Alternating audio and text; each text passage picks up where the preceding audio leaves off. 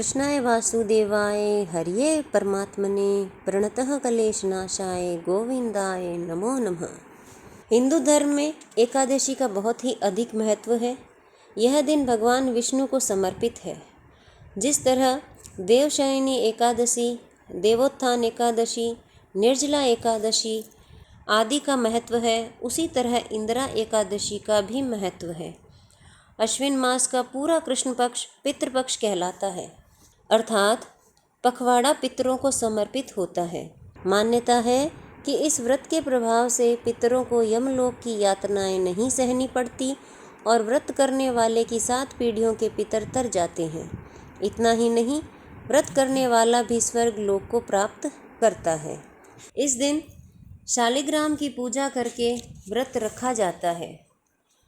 पवित्र होकर शालिग्राम को पंचामृत से स्नान कराकर वस्त्र पहनाए जाते हैं तथा भोग लगाकर आरती उतारी जाती है। पंचामृत वितरण करके शालिग्राम पर तुलसी अवश्य चढ़ानी चाहिए। इस व्रत की कथा को सुनने से सब पापों से छुटकारा मिलता है। आश्विन मास कृष्ण पक्ष की एकादशी का महात्म्य। युधिष्ठिर ने पूछा, मधुसूदन, कृपा करके मुझे यह बताइए कि अश्विन मास के कृष्ण पक्ष में कौन सी एकादशी होती है।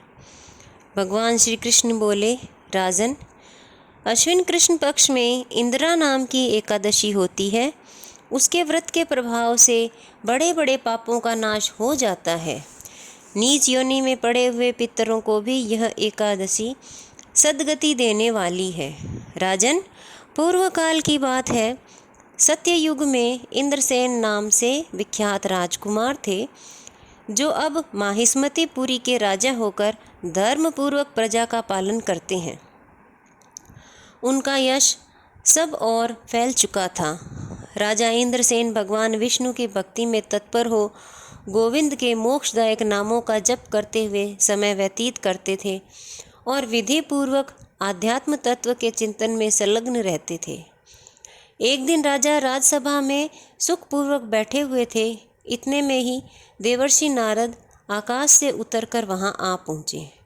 उन्हें आया देखकर राजा हाथ जोड़कर खड़े हो गए और विधि पूर्वक पूजन करके उन्हें आसन पर बिठाया।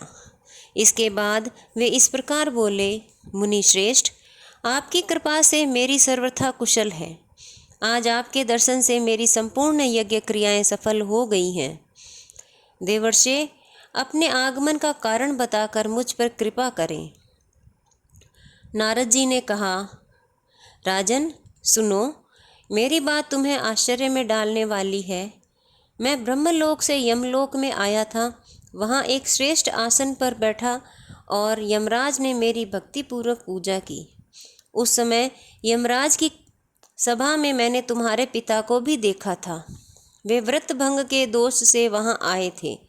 राजन, उन्होंने तुमसे कहने के लिए एक संदेश दिया है, उसे सुनो।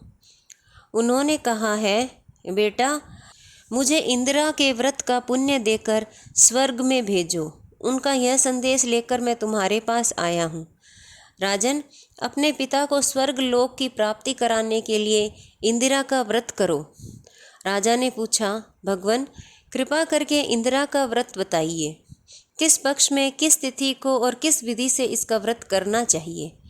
नारद जी ने कहा, राजेंद्र सुनो, मैं तुम्हें इस व्रत की शुभदायक विधि बतलाता हूँ।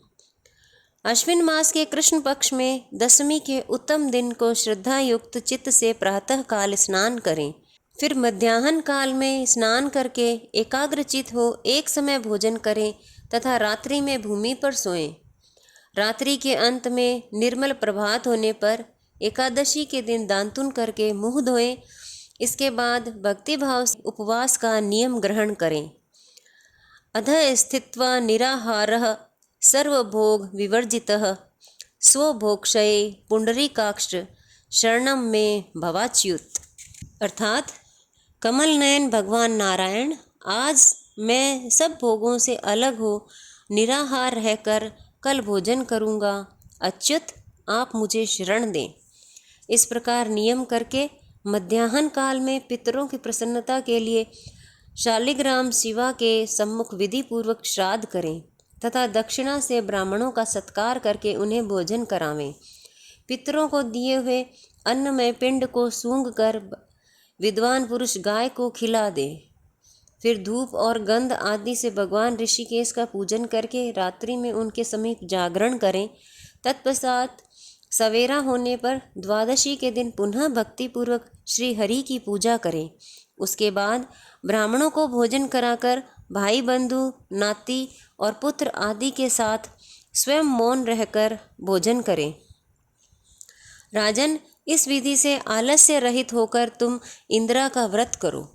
इससे तुम्हारे पितर भगवान विष्णु के बैकुंठ धाम में चले जाएंगे।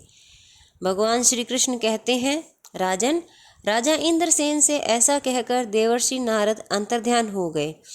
राजा ने उनकी बताई हुई विधि से अंतःपुर की रानियों, पुत्रों और भृत्यों सहित उस उत्तम व्रत का अनुष्ठान किया। कुंती नंदन, व्रत पूर्ण होने पर आकाश से फूलों की वर्षा होने लगी। इंद्रसेन के पिता गरुड़ पर आरूढ़ होकर श्री विष्णु धाम को चले गए और राजर्षि इंद्रसेन भी अकंटक राज्य का उपभोग करके अपने पुत्र को राज्य पर बिठाकर स्वयं स्वर्गलोक को चले गए। इस प्रकार मैंने तुम्हारे सामने इंदिरा व्रत के मातम्य का वर्णन किया है। इसको पढ़ने और सुनने से मनुष्य सब पापों से मुक्त हो जाता है।